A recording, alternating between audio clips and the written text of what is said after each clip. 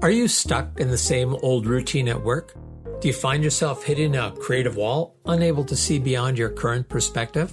It's time to break free and unlock the power of fresh perspectives. This is David Gouthro with Discover Fresh Perspectives, and today we're going to discover from can't speak. I'm a professional speaker, but don't let that get in the way of listening, with Allan James Moore. Welcome, Allan. Thanks for having me, David. Glad to be here.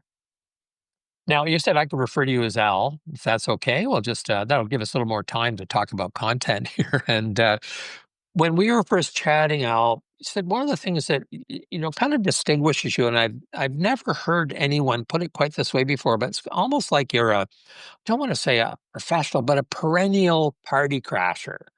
And so I'd be very interested in let's start with, what do you mean by being a party crasher? How does that inform your life and the way you go about doing things? Yeah. Happy to talk about that, David. Yeah. So basically, it's a metaphor. It's not. I don't actually go and crash any parties. No weddings or anything like that. I've thought about it, but getting caught would be a little too awkward. But really, it's a metaphor for my life. There's been many places in my life where I haven't been invited, but I felt like I wanted to be there so badly that I found a way to get in. Okay, you immediately piqued my curiosity. What would some of those circumstances been, Al, and how that turn out for you?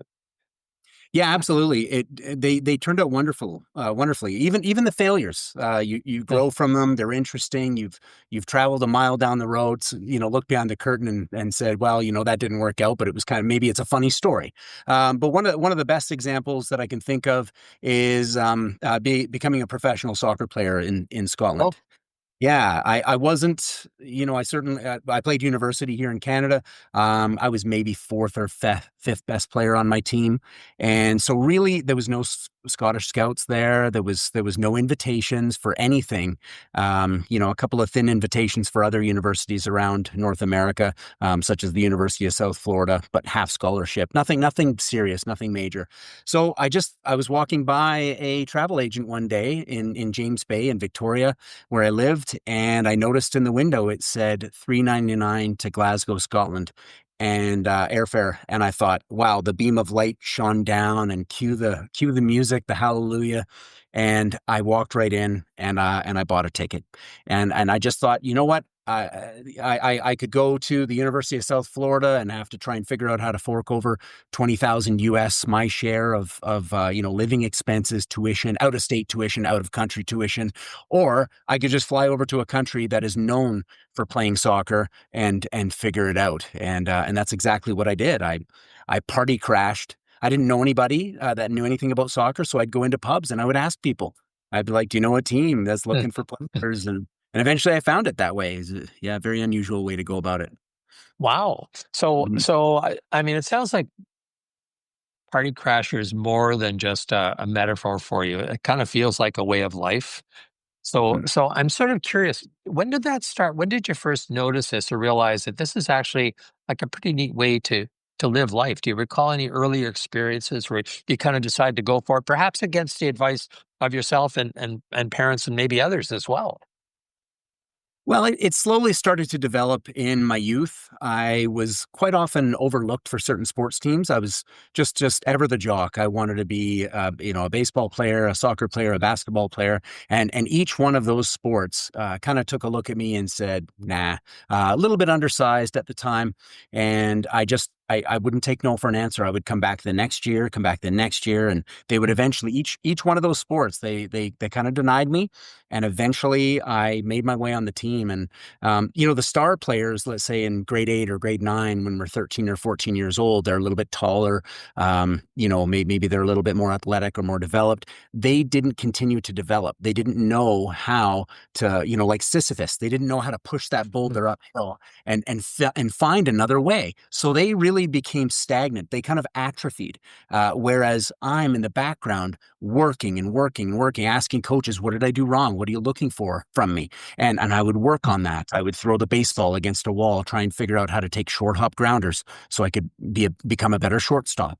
Figured out how to throw a curveball so I could become a better pitcher and be more attractive to the teams. Eventually got on the baseball team, got on the basketball team, got on the soccer team. And it was through that, I didn't call it party crashing at the time, but it was Mhm. through those three examples that I thought, oh, there's a way. There's kind of a way to do this. Whereas a lot of the other people, my friends who got denied at those early stages, they said, yeah, that's it. We're done. This isn't for me. And they picked up the beer bottle and it's maybe they joined a rock and roll band or whatever. But I kept going and I kind of figured out this party crasher way. So there's kind of a number of themes that are just occurring to me as you're speaking, Al, and one of them is your willingness to be a learner. So as opposed to a knower, a lot of people want to show how smart they are.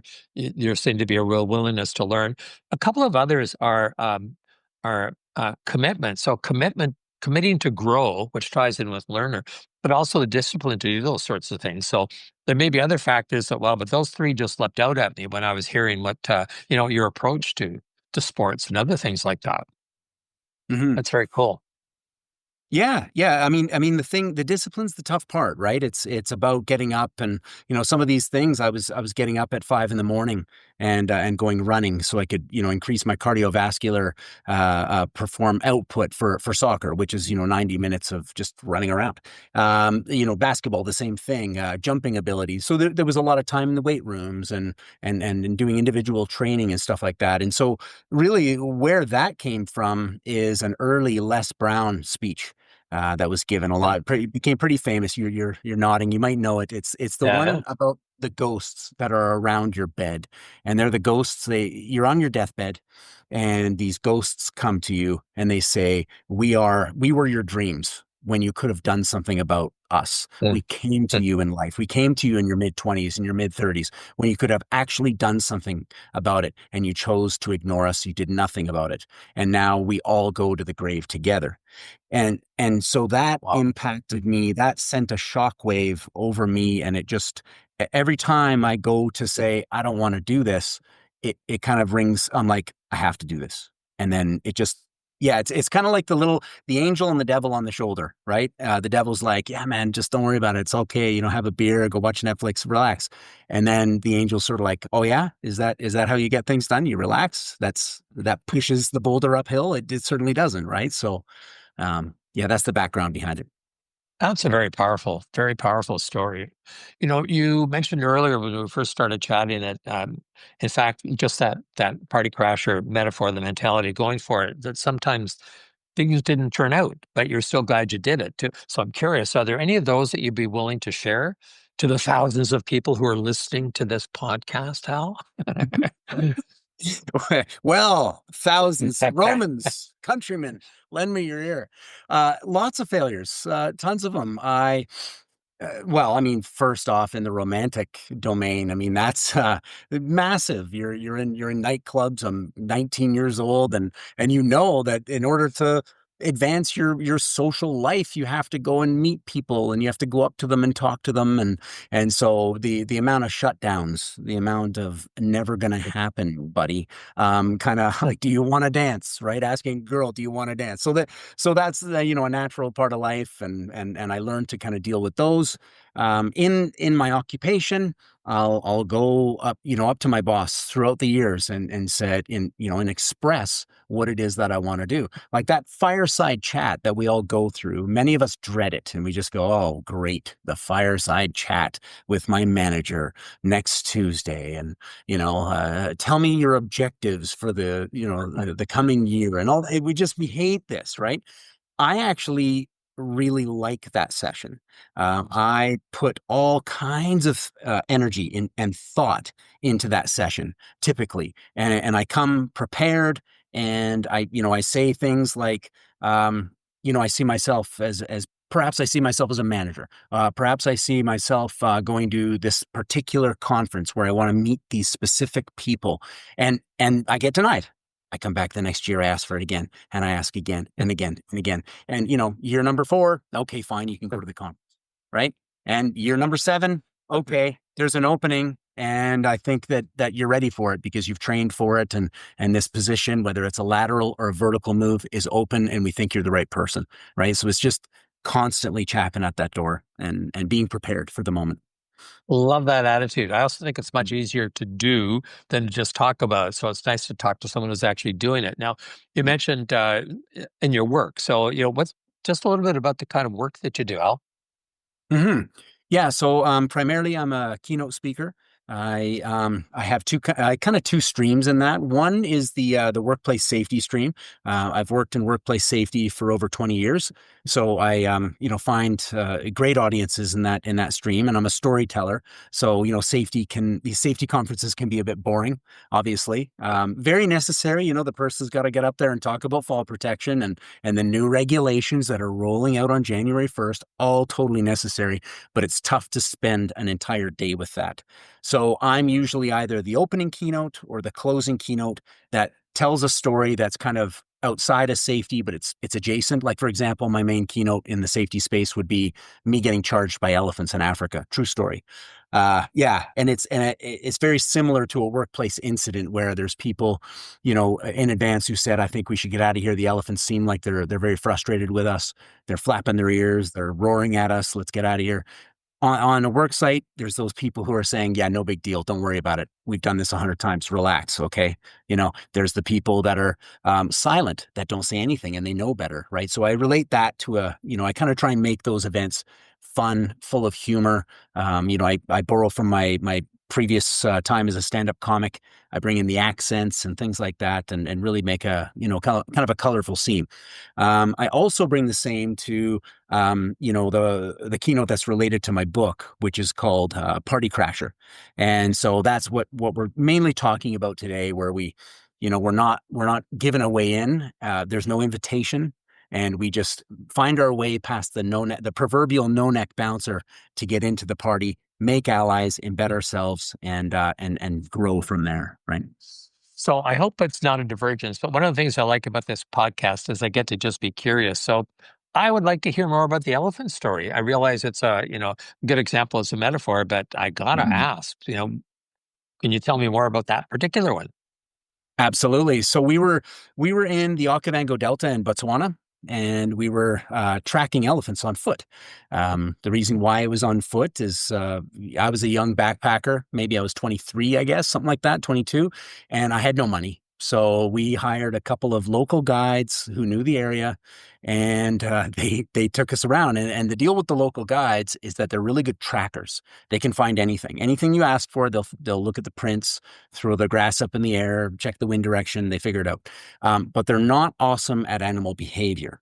What they do is they run away. Whenever What? there's danger, they just run away. It's kind of like Monty Python, it's just like run away.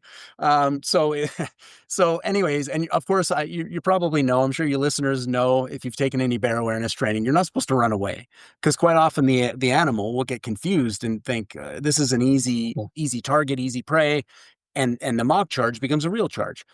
So anyways, my friend, who's the South African guy, he grew up on a farm, and he told us before we got there, he said, listen, guys, whatever you do, don't run. All right. 9 times out of 10, these are just mock charge. 99 times out of 100, these are mock charges. So don't run. If you run, it might turn into a real charge. So promise that you won't run. Say, yeah, Christian, I promise I won't run. Don't worry about it.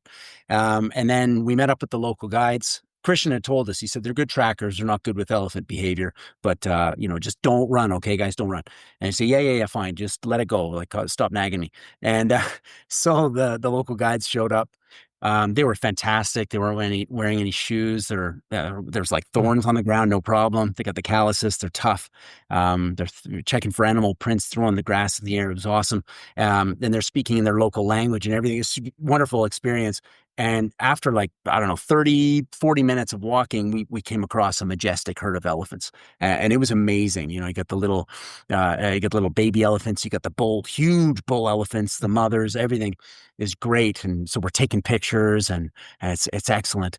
And then the elephants take note of us. We're pretty close, and we're on foot. We're not in one of those big armored vehicles like you see, on the travel guide advertisements. We're not in one of those. And they start swaying back and forth, and they start flapping their ears. And one of us goes up to the local guides and says, "Hey, listen, I watch the Discovery Channel, and that's not good when they're flapping their ears. It means it's like a form of aggression." And the local guide's very condescending. "Don't worry about it. Relax, relax. Don't worry about it. We know what we're doing. Relax. We'll tell you. We'll let you know when you're in trouble." And then after a few more minutes, these elephants are really getting antsy. One of them goes up on his hind legs and does the big elephant roar, and this slams down on the ground. And then the other two are slamming. They're just like slamming on the ground. And I'm like, whoa.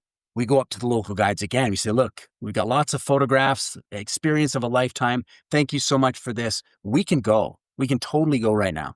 They laugh in between each other, speaking their local language, basically saying these guys don't know anything. And then they go, "Relax, buddy. Just relax. We know what we're doing, okay? Take it easy." And I feel really stupid at this point. Like, I'm like, man, I shouldn't have said anything. I'm this Canadian guy. What do I know? And I'm questioning these guys. They know what they're doing. Like, I'm an idiot. And then the elephant started to charge.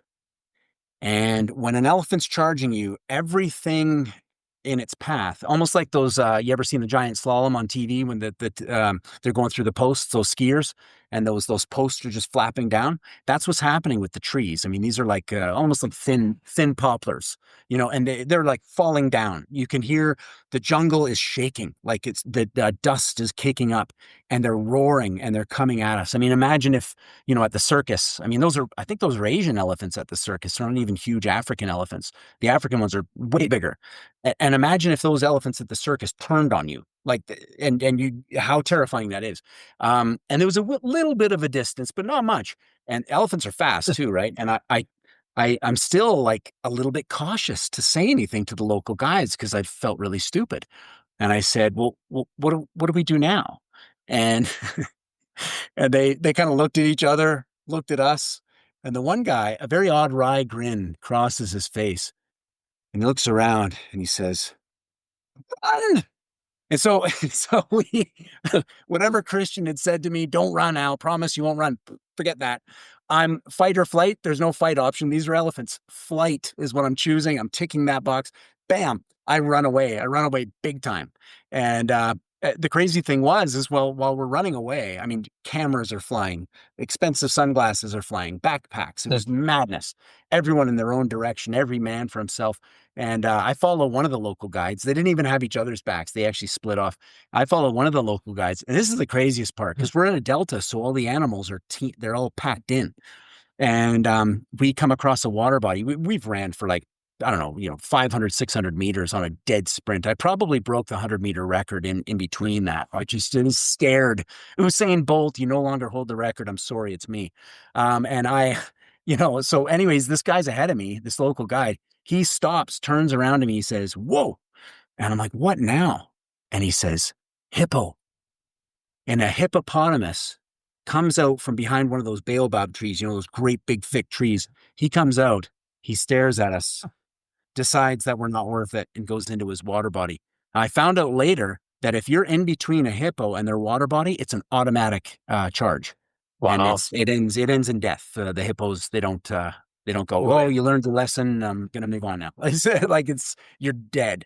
And so luckily we were on this side of the water, and so we walk back. We walk back, and Christian is furious at us. He goes, in his South African accent, he's like, "I told you guys not to run. And what do? You run. I'm so disappointed." And I argued with him. I said, "Hey, man, we're not from here. Like, what am I supposed to, you know what I mean? Like, I've never been charged by elephants before. Like, it was a natural, innate reaction, give me a break." And so anyways, we carried on with it. Christian didn't talk to me for like the rest of the day. He was so mad. But eventually he realized that, yeah, like, how are you just supposed to come from Victoria in Canada? You know what I mean?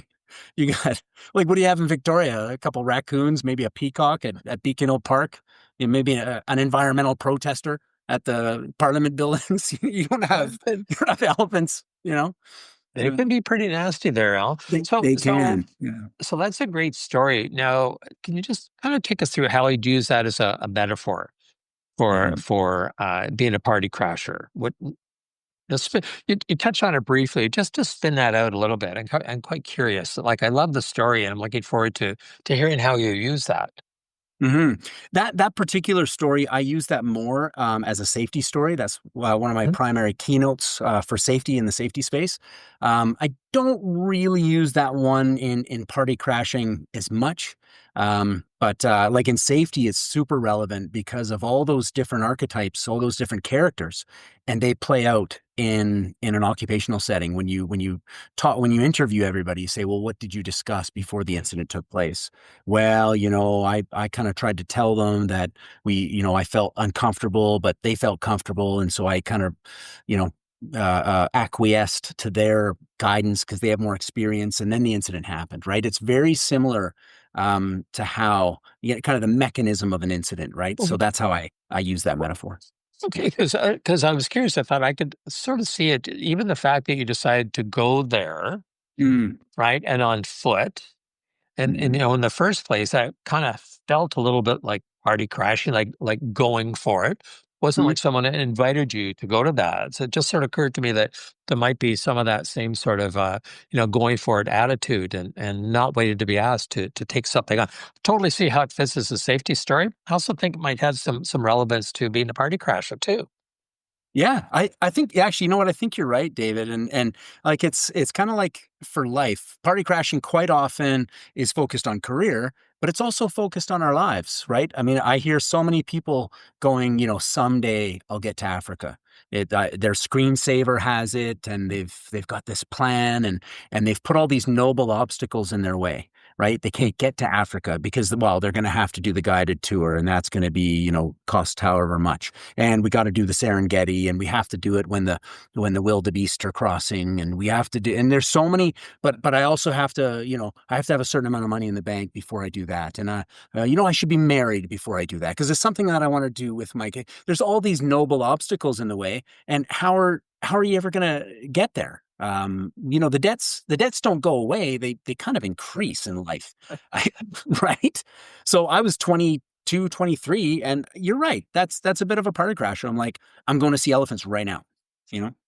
So you use the term noble, which I was interested in. So noble, and how do you define noble? Uh, I just, for some reason, I like that phrase, and just to understand what a noble barrier or excuse would be versus just one of the, you know, toss them in any kind of reason for not doing it. That seems to have a little more weight to it when you use that Hmm. phrase. Yeah, I got it from um what is it a time what does he do? He's a kind of a time management guru, and his name is John Acuff, and Okay. he's the one who came up with it, and I've adopted it. I love it. Noble Mhm. obstacles, and so what it is it's kind of there's a noble aspect to putting that barrier in your own way, like. No, no, no, Uh, no, no. I'm like being a keynote speaker. I mean, how would you ever be a keynote speaker? Like for me, it took ages for me. I was in my 40s before I ever got on stage because I had noble obstacles in my way leading up. I was like, well, no, no, I have to be the number one guy in my class. Like I have to be the number one in safety. Um, Everybody looks at me. I'm a published author. I'm the top of the class. I have to have this certificate, that certificate, the other certificate, and then and only then am I justified to stand on that stage and well, when is that ever going to happen? And the answer is absolutely never. There are some right. people in this space, the Imperial Oil, the director of safety, I've worked with these people, the director of safety at Enbridge, wherever, and some of the municipal departments. There are clever people all over the place, right? Our CAPS member, Tanya Steele, and people like that. Like you're never gonna surpass these people. But I have a particular story to tell and a particular way of telling it. So I removed those noble obstacles because I was getting to an age where I'm like, something's going to happen, right? I can't start this journey when I'm 65 and I've convinced myself that I'm now good enough to try it, right? I've got the energy now, I've got the story now, and there was mentors. there as well that were looking at me going Mm. in Toastmasters that were like, Al, you're ready. You're winning all these speech contests. Like, what do you want? I'm gonna keep telling the elephant story across town at different contests for the rest of your life. Let's go. So Remember, Dick Leiter wrote a book called The Power of Purpose many years ago, and great consultant, great guy, and he talked about how people lead what he called the postponed life, which is, I think, similar, like all these noble reasons, like, yeah, it's really good, it's a really good reason. You're being very responsible, mhm. right? And but we put those in front of us.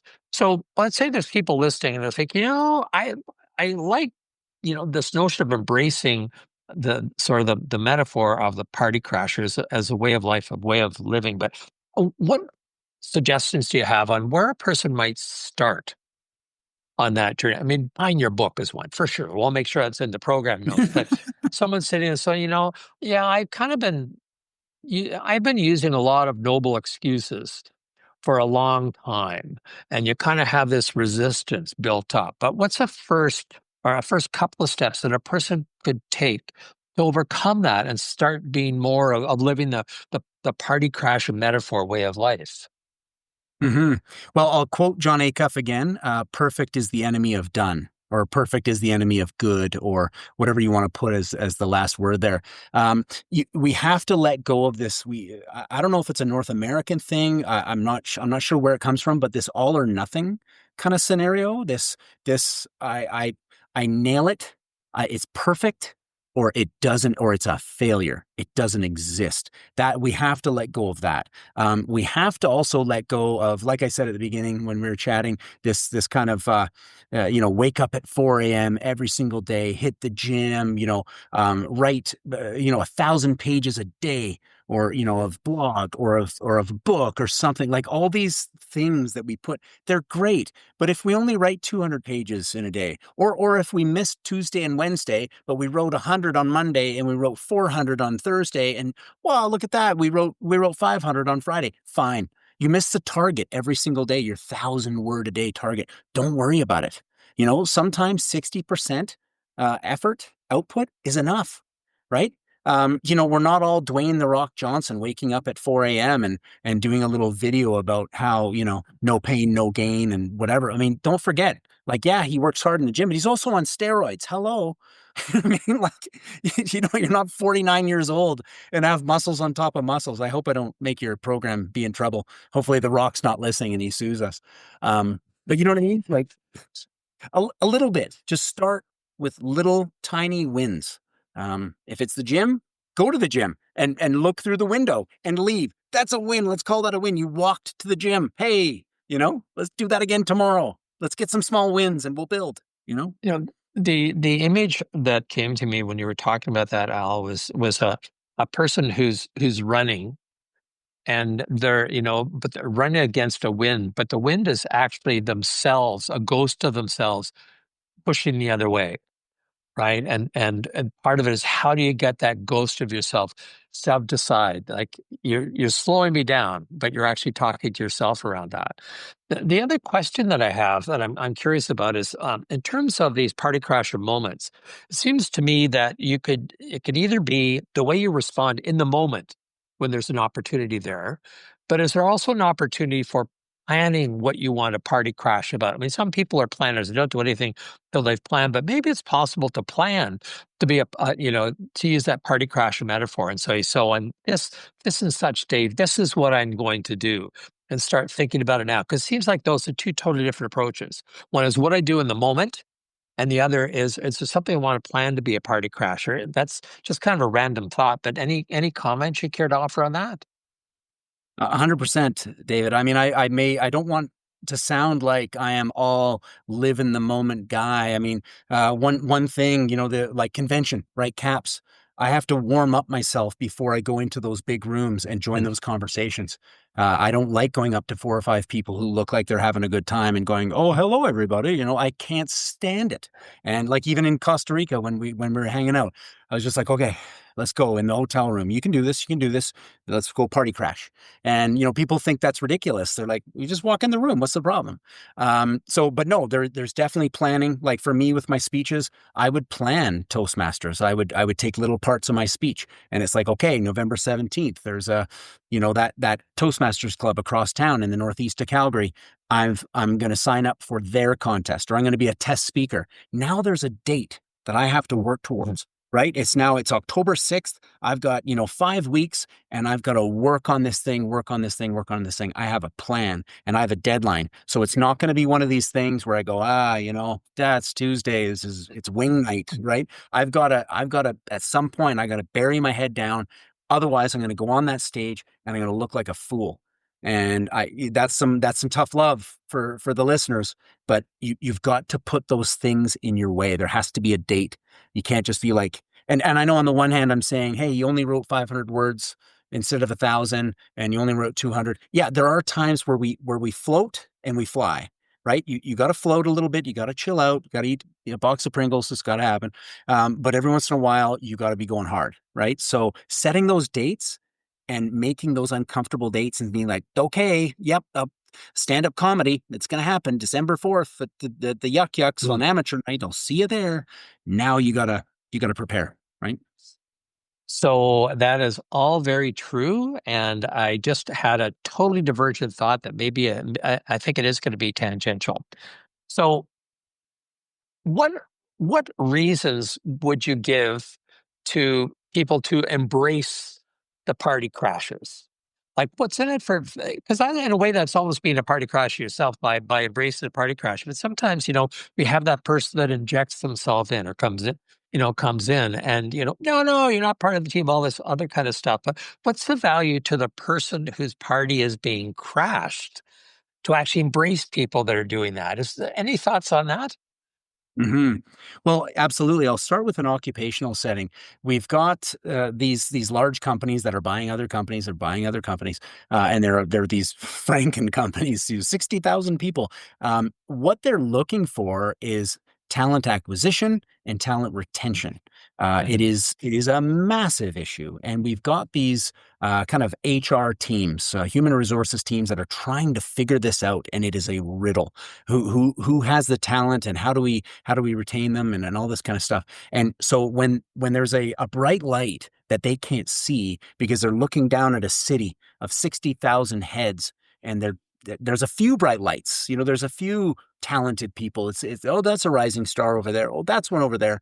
But these people, if you're coming up to them and saying, and being bold and saying, I feel like I am management material. I feel that I've been overlooked, but I'm willing to learn. I want to know how I can build up. I want to make a plan.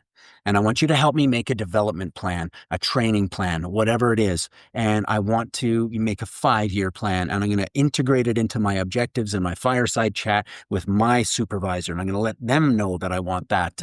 Or they don't see me and I want you to see me. So I want to discover what kind of avenues have we got, especially when a company is bought. That is amazing. Everyone's so afraid of change.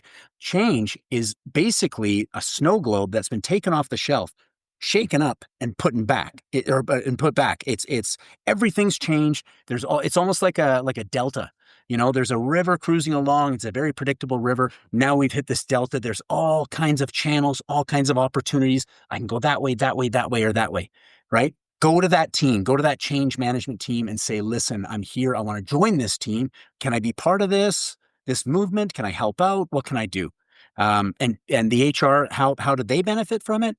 You're identifying a rising star that they didn't see, and that's their job. So you're doing their job for them. Yeah. I think that's great because what I was thinking about is like how do you make it easier for people to embrace the party crasher? So, you can crash a party, you can bang down the door metaphorically, like, so, throw a bomb and boom, I'm here. Or there's other things that you can do. And I think you started to describe that. How do you make it to someone else's benefit to allow you the party crash to do that sort of thing? Because it's not It's not for our listeners just to go and say, "Yeah, I'm going to go crash this party." But how do you increase the likelihood that you're going to be successful at that, both successful from your perspective and those that are on the receiving end? So, I think this has all been really really great advice, Al, and I would just like to remind listeners that you've been listening to a conversation with Allan James Moore. Thank you for being here, Al, and that you have a book that's just come out. Could you say the title again, please? Mhm. Party crash your career and life. Be bold, risk safely to succeed without an invitation. There you go. And so I'm sure that if listeners just, put in party crasher, something is going to come up about Allan James Moore. So once again, Alan, thank you so much for being here today. I'm looking forward to seeing the book now that it's out, and for being here on the podcast as a guest today. Great. Thank you so much for having me, David. I had a wonderful time. So this is David Gouthro. Discover fresh perspectives. Come on back next week and get some different perspectives from a whole new, different guest. Thank you very much. Subscribe now, because on Fresh Perspectives, every episode is an opportunity to explore new horizons and redefine what's achievable.